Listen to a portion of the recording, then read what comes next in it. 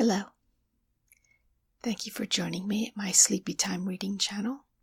Today we are back to our history book, Elizabethan Sea Dogs, which is the story of sailors in Elizabethan England and the earliest trips of the English to the New World. Today we're on Chapter 4, Elizabethan England. Elizabethan England is the motherland, the true historic home of all the different people who speak the sea-born English tongue. In the reign of Elizabeth, there was only one English-speaking nation. This nation consisted of a bare 5 million people, fewer than there are today in London or New York. But hardly had the great queen died before Englishmen began that colonizing movement which has carried their language the whole world round and established their civilization in every quarter of the globe. Within 3 centuries after Elizabeth's day, the use of English as a native speech had grown quite 30-fold. Within the same 3 centuries, the number of those living under laws and institutions derived from England had grown 100-fold. The England of Elizabeth was an England of great deeds, but of greater dreams. Elizabethan literature, take it for all in all, has never been surpassed. Myriad-minded Shakespeare remains unequaled still. Elizabethan England was indeed a nest of singing birds. Prose was often far too pedestrian for the exultant life of such a mighty generation. As new worlds came into their expectant ken, the glowing Elizabethans wished to fly there on the soaring wings of verse. To them the tide of fortune was no ordinary stream, but the white-maned, proud, neck-arching tide that bore adventurers to sea, with pomp of waters unwithstood. The goodly heritage that England gave her offspring overseas included Shakespeare and the English Bible. The authorized version entered into the very substance of early American life. There was a marked difference between Episcopalian Virginia and Puritan New England, but both took their stand on this version of the English Bible, in which the springs of Holy Writ rejoiced to run through channels of Elizabethan prose. It is true that Elizabeth slept with her fathers before this book of books was printed, and that the first of the Stuarts reigned in her stead. Nevertheless, the authorized version is pure Elizabethan. All its translators were Elizabethans, as their dedication to King James, still printed with every copy, gratefully acknowledges in its reference to the setting of that bright occidental star, Queen Elizabeth of most happy memory. These words of the reverend scholars contain no empty compliment. Elizabeth was a great sovereign, and in some essential particulars a very great national leader. This daughter of Henry VIII and his second wife, Anne Boleyn the Debonair, was born a heretic in 1533. Her father was then defying both Spain and the Pope. Within 3 years after her birth, her mother was beheaded, and by Act of Parliament Elizabeth herself was declared illegitimate. She was 14 when her father died, leaving the kingdom to his 3 children in succession, Elizabeth being the third. Then followed the Protestant reign of the boy king Edward VI, during which Elizabeth enjoyed security. Then the Catholic reign of her Spanish half-sister, Bloody Mary, during which her life hung by the merest thread. At first, however, Mary concealed her hostility to Elizabeth, because she thought the 2 daughters of Henry VIII ought to appear together in her triumphal entry into London. From one point of view, and a feminine one at that, this was a fatal mistake on Mary's part, for never did Elizabeth show to more advantage. She was just under 20, while Mary was nearly twice her age. Mary had, indeed, provided herself with one good foil in the person of Anne of Cleves, the Flemish mare whose flat, coarse face and lumbering body had disgusted King Henry 13 years before, when Cromwell had foisted her upon him as his 4th wife. But with poor, fat, straw-colored Anne on one side, and black and sallow, foreign-looking, man-voiced Mary on the other, the thoroughly English Princess Elizabeth took London by storm on the spot. Tall and majestic, she was a magnificent example of the finest Anglo-Norman type. Always the glass of fashion, and then the very mold of form, her splendid figure looked equally well on horseback or on foot. A little full in the eye, and with a slightly aquiline nose, she appeared as she really was, keenly observant and commanding. Though these 2 features just prevented her from being a beauty, The bright blue eyes and the finely chiseled nose were themselves quite beautiful enough. Nor was she less taking to the ear than to the eye, for, in marked contrast to gruff foreign Mary and wheezy foreign Anne, she had a rich, clear, though rather too loud, English voice. When the court reined up and dismounted, Elizabeth became even more the center of attraction. Mary marched stiffly on, and Anne plodded after. But as for Elizabeth, perfect in dancing, riding, archery, and all the sports of chivalry, she trod the ling like a buck in spring, and she looked like a lance in rest. When Elizabeth succeeded Mary in the autumn of 1558, she had dire need of all she had learnt in her 25 years of adventurous life. Fortunately for herself, and on the whole, most fortunately for both England and America, she had a remarkable power of inspiring devotion to the service of their queen and country in men of both the cool and ardent types, and this long after her personal charms had gone. Government, religion, finance, defense, and foreign affairs were in a perilous state of flux, besides which they have never been more distractingly mixed up with one another. King Henry VII had saved money for 25 years. His 3 successors had spent it lavishly for 50. Henry VIII had kept the Catholic Church in ritual, while making it purely national in government. The Lord Protector Somerset had made it as Protestant as possible under Edward VI. Mary had done her best to bring it back to the Pope. Home affairs were full of doubts and dangers, though the great mass of the people were ready to give their handsome young queen a fair chance and not a little favor. Foreign affairs were worse. France was still the hereditary enemy, and the loss of Calais under Mary had exasperated the whole English nation. Scotland was a constant menace in the north. Spain was gradually changing from friend to foe. The Pope was disinclined to recognize Elizabeth at all. To understand how difficult her position was, we must remember what sort of constitution England had when the germ of the United States was forming. The Roman Empire was one constituent whole from the emperor down. The English-speaking peoples of today form constituent wholes from the electorate up. In both cases, all parts were and are in constant relation to the whole. The case of Elizabethan England, however, was very different.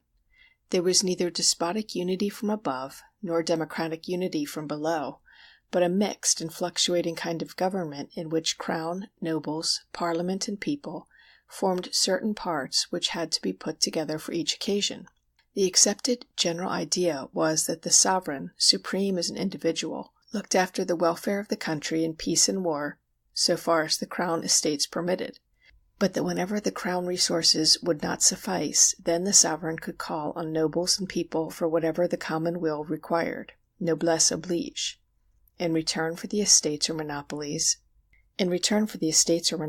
which they had acquired, the nobles and favored commoners were expected to come forward with all their resources at every national crisis, precisely as the crown was expected to work for the common weal at all times.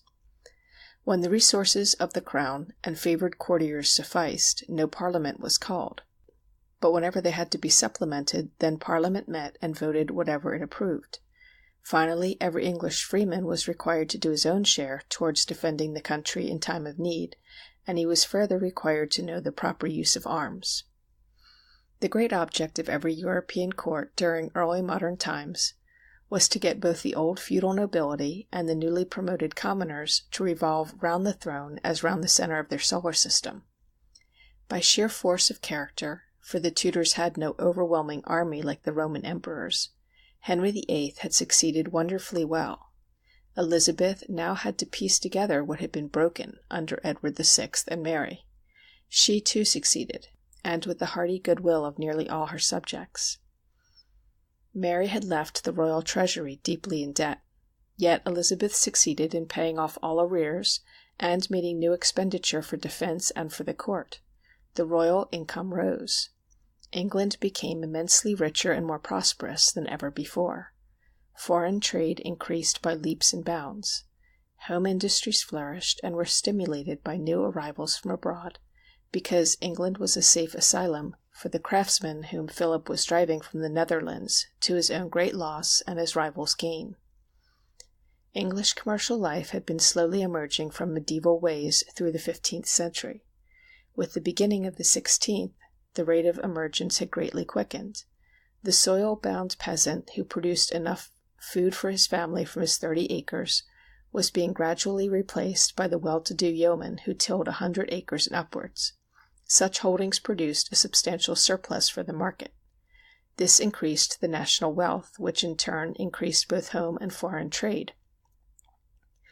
The peasant merely raised a little wheat and barley, kept a cow and perhaps some sheep.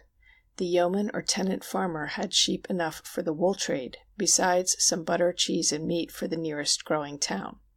He began to garnish his cupboards with pewter, and his joined beds with tapestry and silk hangings, and his tables with carpets and fine napery. He could even feast his neighbors and servants after shearing day, with newfangled foreign luxuries like dates, mace, raisins, currants, and sugar. But Elizabethan society presented striking contrasts. In parts of England, the practice of engrossing and enclosing holdings was increasing, as sheep-raising became more profitable than farming. The tenants thus dispossessed either swelled the ranks of the vagabonds who infested the highways, or sought their livelihood at sea or in London, which provided the two best openings for adventurous young men. The smaller provincial towns offered them little opportunity, for there the trades were largely in the hands of closed corporations descended from the medieval craft guilds. These were eventually to be swept away by the general trend of business. Their dissolution had indeed already begun, for smart village craftsmen were even then forming the new industrial settlements, from which most of the great manufacturing towns of England have sprung. Camden the historian found Birmingham full of ringing anvils, Sheffield a town of great name for the smiths therein, Leeds renowned for cloth, and Manchester already a sort of cottonopolis, though the cottons of those days were still made of wool. There was a wages question then as now. There were demands for a minimum living wage. The influx of gold and silver from America had sent all prices soaring. Meat became almost prohibitive for the submerged tenth. There was a rapidly submerging tenth. Beef rose from 1 cent a pound in the 40s to 4 in 1588, the year of the Armada. How would the lowest paid of craftsmen fare on 12 cents a day, with butter at 10 cents a pound? Efforts were made again and again to readjust the ratio between prices and wages, but as a rule prices increased much faster than wages. All these things, the increase of surplus hands, the high cost of living, grievances about wages and interest, tended to make the farms and workshops of England recruiting grounds for the sea, and the young men would strike out for themselves as freighters, traders, privateers, or downright pirates, lured by the dazzling chance of great and sudden wealth. The gamble of it was as potent then as now, probably more potent still. It was an age of wild speculation, accompanied by all the usual evils that follow frenzied ways. It was also an age of monopoly. Both monopoly and speculation sent recruits into the sea dog ranks. Elizabeth would grant, say, to Sir Walter Raleigh, the monopoly of sweet wines. Raleigh would naturally want as much sweet wine imported as England could be induced to swallow. So, too, would Elizabeth, who got the duty. Crews would be wanted for the monopolistic ships. They would also be wanted for free trading vessels, that is, for the ships of the smugglers who underbid, undersold, and tried to overreach the monopolist, who represented law, though not quite justice. But speculation ran to greater extremes than either monopoly or smuggling. Shakespeare's putter out of 5 for 1 was a typical Elizabethan speculator, exploiting the riskiest form of sea dog trade for all, and sometimes for more than all, that it was worth. A merchant adventurer would pay a capitalist, say, £1,000 as a premium to be forfeited if his ship should be lost, but to be repaid by the capitalist fivefold to the merchant if it returned. Incredible as it may seem to us, there were shrewd moneylenders always ready for this sort of deal in life, or life and death, insurance, an eloquent testimony to the risks encountered in sailing unknown seas in the midst of well-known dangers. Marine insurance of the regular kind was, of course, a very different thing. It was already of immemorial age, going back certainly to medieval and probably to very ancient times. All forms of insurance on land are mere mushrooms by comparison. Lloyd's had not been heard of, but there were plenty of smart Elizabethan underwriters already practicing the general principles which were to be formally adopted 200 years later in 1779 at Lloyd's Coffee House. A policy taken out on the tiger immortalized by Shakespeare would serve as a model still. And what makes it all the more interesting is that the Elizabethan underwriters calculated the tiger's chances at the very spot where the association known as Lloyd's transacts its business today, the Royal Exchange in London. This, in turn, brings Elizabeth herself upon the scene, for when she visited the exchange, which Sir Thomas Gresham had built to let the merchants do their street work under cover, she immediately grasped its full significance, and caused it by a herald and a trumpet to be proclaimed the Royal Exchange, the name it bears today. An Elizabethan might well be astonished by what he would see at any modern Lloyd's, yet he would find the same essentials, for the British Lloyd's, like most of its foreign imitators, is not a gigantic insurance company at all, but an association of cautiously elected members, who carry on their completely independent private business in daily touch with each other, precisely as Elizabethans did. Lloyd's method differs wholly from ordinary insurance.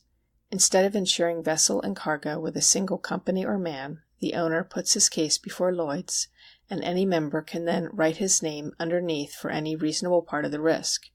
The modern underwriter, all the world over, is the direct descendant of the Elizabethan who wrote his name under the conditions of a given risk at sea. Joint stock companies were in one sense old when Elizabethan men of business were young, but the Elizabethans developed them enormously. Going shares was doubtless prehistoric. It certainly was ancient, medieval, and Elizabethan. But those who formerly went shares generally knew each other and something of the business too. The favorite number of total shares was just 16. There were 16 land shares in a Celtic household, 16 shares in Scottish vessels not individually owned, 16 shares in the theatre by which Shakespeare made his pile. But sixteenths and even hundredths were put out of date when speculation on the grander scale began, and the area for investment grew. The New River Company, for supplying London with water, had only a few shares then, as it continued to have down to our own day, when they stood at over 1,000 times par. The Ulster plantation in Ireland was more remote and appealed to more investors and on wider grounds, sentimental grounds both good and bad included. The Virginia plantation was still more remote and risky, and appealed to an ever-increasing number of the speculating public. Many an investor put money on America in much the same way as a factory hand today puts money on a horse he has never seen or has never heard of otherwise than as something out of which a lot of easy money can be made, provided luck holds good. The modern prospectus was also in full career under Elizabeth, who probably had a hand in concocting some of the most important specimens. Lord Bacon wrote one describing the advantages of the Newfoundland fisheries in terms which no promoter of the present day could do better. Every type of prospectus was tried on the investing public, some genuine, many doubtful, others as outrageous in their impositions on human credulity as anything produced in our own times. The company promoter was abroad, in London, on the Exchange, and at court. What with royal favor, social prestige, general prosperity, the new national eagerness to find vent for surplus commodities, and, above all, the spirit of speculation fanned into flame by the real and fabled wonders of America, what with all this, the investing public could take its choice of going the limit in 100 different and most alluring ways. England was surprised at her own investing wealth. The East India Company raised $8 million with ease from 1,000 shareholders, and paid a first dividend of 87.5%. Spices, pearls, and silks came pouring into London, and English goods found vent increasingly abroad. Vastly expanding business opportunities of course produced the spirit of the trust, and of very much the same sort of trust that Americans think so ultra-modern now. Monopolies granted by the Crown, and the volcanic forces of widespread speculation, prevented some of the abuses of the trust. But there were Elizabethan trusts for all that, though many a promising scheme fell through. The Feltmaker's Hat Trust is a case in point.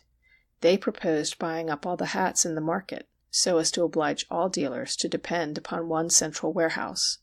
Of course, they issued a prospectus showing how everyone concerned would benefit by this benevolent plan. Ben Jonson and other playwrights were quick to seize the salient absurdities of such an advertisement. In The Staple of the News, Jonson proposed a news trust to collect all the news of the world, corner it, classify it into authentic, apocryphal, barber's gossip, and so forth, and then sell it for the sole benefit of the consumer in lengths to suit all purchasers. In The Devil is an Ass, he was a little more outspoken. We'll take in citizens, commoners, and aldermen to bear the charge, and blow them off again like so many dead flies. This was exactly what was at that very moment being done in the case of the Alum Trust. All the leading characters of much more modern times were there already. Fitz-Datrell, ready to sell his estates in order to become His Grace the Duke of Drownedland, Gilthead, the London moneylender who lives by finding fools, and my Lady Talbush, who pulls the social wires at court. And so the game went on, usually with the result explained by Shakespeare's fishermen in Pericles. I marvel how the fishes live in the sea. Why, as men do a land, the great ones eat up the little ones. The Newcastle coal trade grew into something very like a modern American trust, with the additional advantage of an authorized government monopoly, so long as the agreed-upon duty was paid. Then there was the starch monopoly, a very profitable one, because starch was a new delight, which soon enabled Elizabethan fops to wear ruffed collars, big enough to make their heads, as one irreverent satirist exclaimed, look like John the Baptist on a platter. But America? Could not America defeat the machinations of all monopolies and other trusts? Wasn't America the land of actual gold and silver, where there was plenty of room for everyone? There soon grew up a wild belief that you could tap America for precious metals, almost as its Indians tapped maple trees for sugar. The mountains of bright stones were surely there. Peru and Mexico were nothing to these. Only find them, and get rich quick would be the order of the day for every true adventurer. These mountains moved about in men's imaginations and on prospectors' maps, always ahead of the latest pioneer, somewhere behind the back of beyond. They and their glamour died hard. Even that staid geographer of a later day, Thomas Jeffries, added to his standard Atlas of America in 1760 this item of information on the far northwest. Hereabouts are supposed to be the mountains of bright stones mentioned in the map of Ye Indian Ochagach. Speculation of the wildcat kind was bad, but it was the seamy side of a praiseworthy spirit of enterprise. Monopoly seems worse than speculation, and so in many ways it was. But we must judge it by the custom of its age. It was often unjust and generally obstructive, but it did what neither the national government nor joint stock companies had yet learnt to do. Monopoly went by court favor, and its rights were often scandalously let and sometimes sublet as well. But on the whole, the Queen, the court, and the country really meant business, and monopolists had either to deliver the goods or get out. Monopolists sold dispensations from unworkable laws, which was sometimes a good thing and sometimes a bad. They sold licenses for indulgence in forbidden pleasures, not often harmless. They thought out and collected all kinds of indirect taxation, and had to face all the troubles that confront the framers of a tariff policy today. Most of all, however, in a rough and ready way they set a sort of civil service going. They served as boards of trade, departments of the interior, customs, inland revenue, and so forth. What Crown and Parliament either could not or would not do was farmed out to monopolists. Like speculation, the system worked both ways and frequently for evil. But like the British Constitution, though on a lower plane, it worked. A monopoly at home, like those which we have been considering, was endurable because it was a working compromise that suited existing circumstances more or less, and that could be either mended or ended as time went on.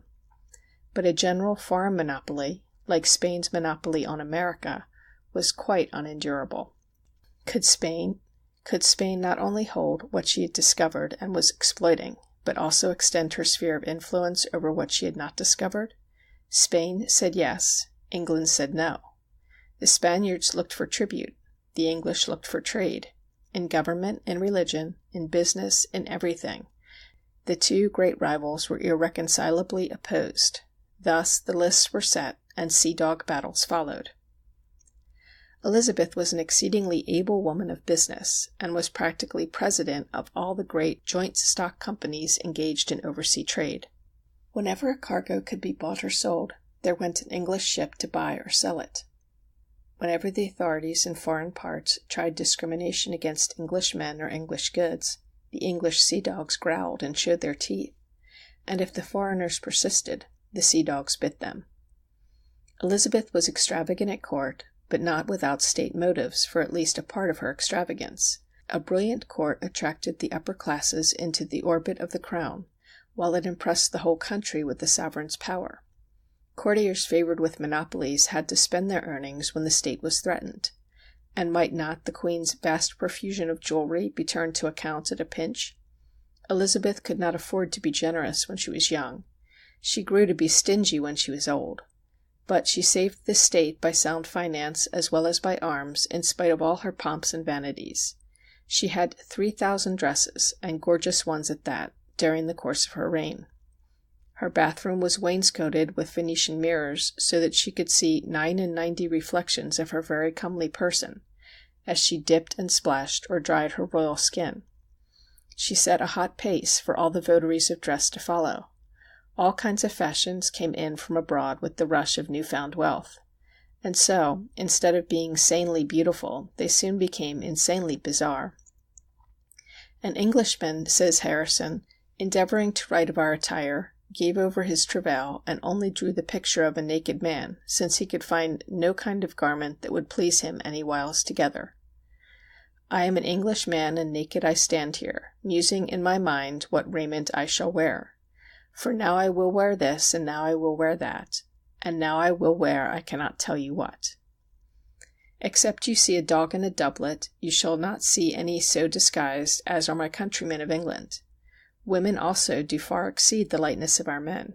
What shall I say of their galligascons to bear out their attire and make it fit plumb round?